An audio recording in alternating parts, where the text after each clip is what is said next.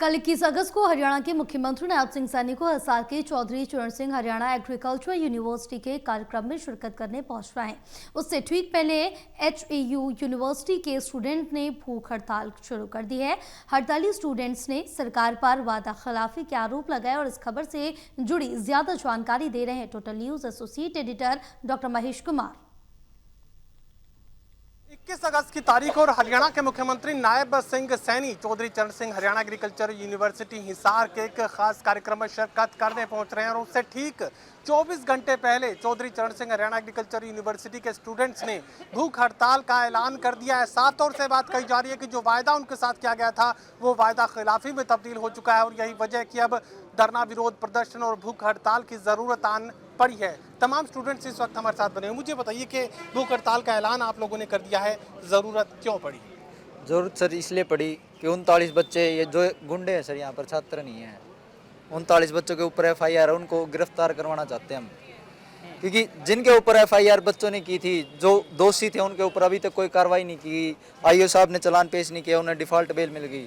बच्चों को प्रेशराइज किया जा रहा है कि आप उनकी FIR उठा लीजिए जो बाकी लोगों की है।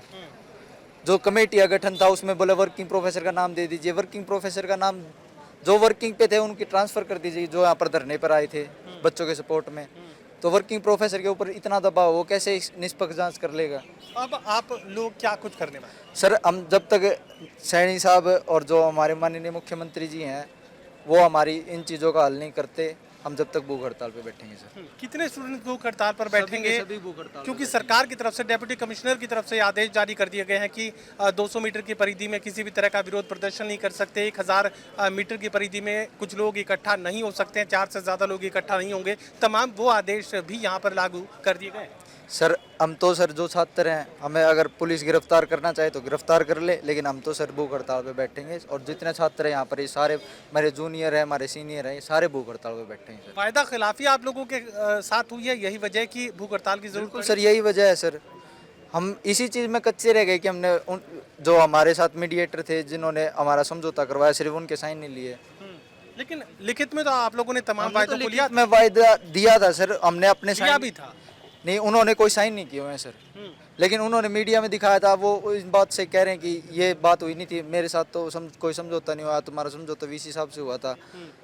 हमारा तो कोई समझौता VC साहब से नहीं हुआ।